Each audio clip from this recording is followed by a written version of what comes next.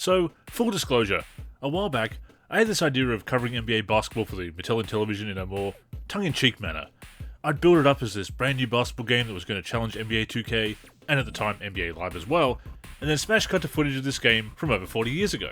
From there, I'd talk about its features in an exaggerated manner, acting as if they were revolutionary, next-gen innovations. Hilarious! Well, not really. It's a tired, unoriginal gag. More to the point, it's disrespectful to the game, and the history of the genre. I've decided that I don't want to cover basketball video games that way. The occasional joke is fine, of course, but even when it comes to games that are older and primitive, or notably flawed and subpar, or both, I want to be fair, thorough, and informative above all. Besides, there's some interesting history with NBA basketball for Intellivision, and it's a good game for its time. Before I get into that, a quick note about the gameplay footage you'll see here.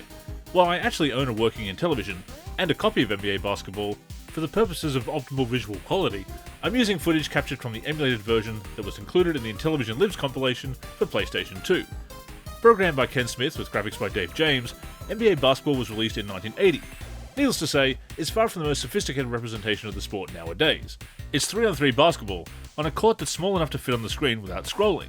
That means there's less to the gameplay environment than other Intellivision sports titles that do have scrolling screens, such as NASL Soccer, NFL Football, and US Ski Team Skiing. As with almost all of the sports games released on the Intellivision, NBA basketball requires 2 players, and there's no co-op play. To that end, the footage you're seeing is from a game that DP3 and I played over Parsec using the PC SX2 emulator. There are no real players in NBA basketball, only generic figures using the classic Intellivision man design. The home team is red, except for the player that the user is currently controlling, who is light green.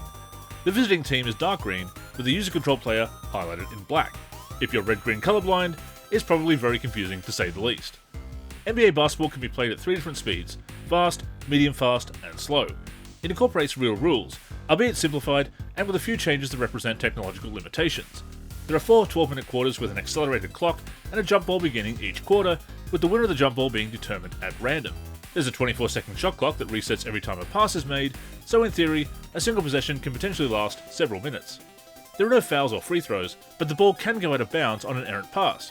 If there's a tie at the end of regulation, there'll be a 5-minute overtime period. If the score is still tied after those 5 minutes, as many overtimes as necessary will be played until one ends without a tie, as in real hoops.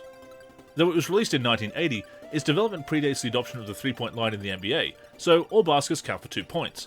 It's one of the few basketball video games to feature a jump shot and set shot button among its unsurprisingly basic controls. Interestingly, the jump shot is less effective from long range, primarily being used to elude defenders closer to the rim. Set shots are used to fire away from range, but are blocked more easily. Without ratings or a meter, shot probability is essentially a dice roll by the computer, and you'll find yourself shooting a ton of bricks. On offense, users control a ball handler and assume control of other players upon passing them the ball, just like a modern game. On defense, users control just one player, considered to be the team's captain, and cannot switch between defenders. CPU-controlled teammates will attempt to make stops, however, and if they gain possession, control will switch to them.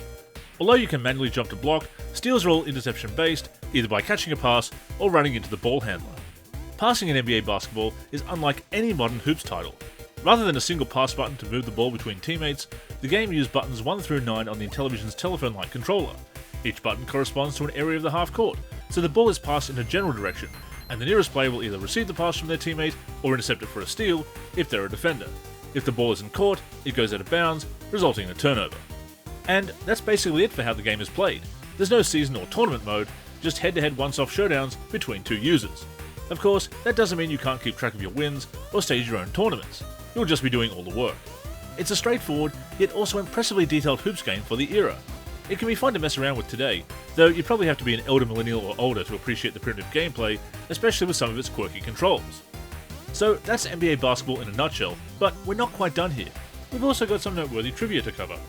While it isn't the very first basketball video game, basketball on Atari predates it, and arguably holds that distinction, NBA basketball is the first game with NBA licensing.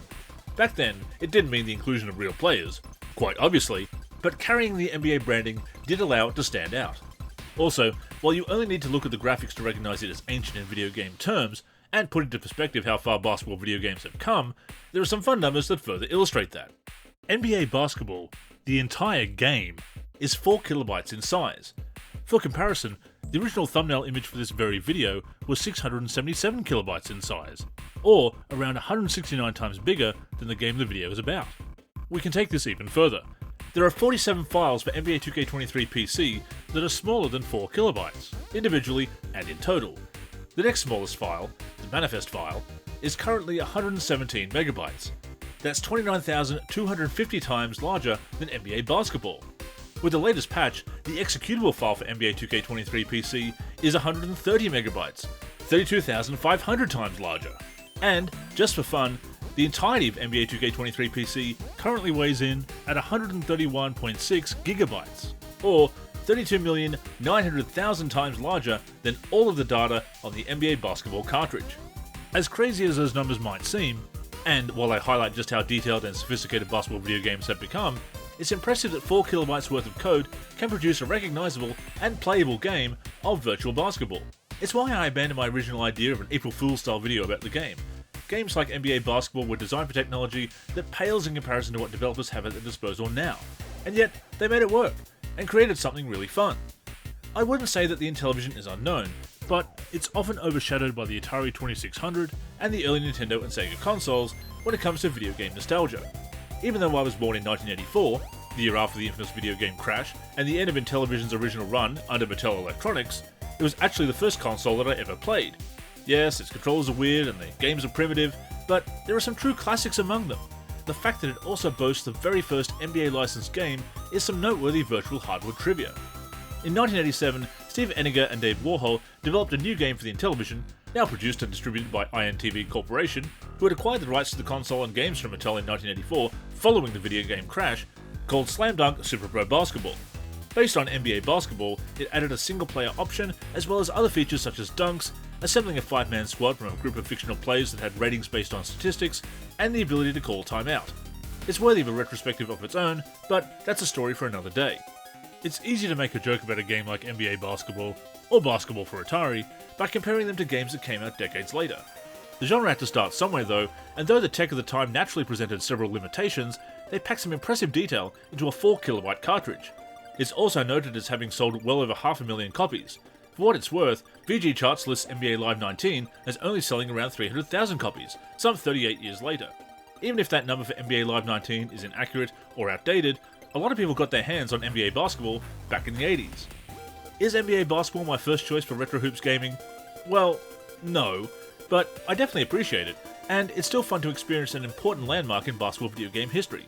It isn't in the same league as NBA Live, NBA 2K, NBA Jam, NBA Street, or any of the other great titles that followed it. NBA Basketball paved the way for them though, from the action on the virtual hardwood to the stamp of approval from the NBA itself. It deserves far more respect than any tired joke about primitive graphics. Besides, jokes are much funnier when they punch up instead of down. With that in mind, NBA Basketball doesn't have any microtransactions.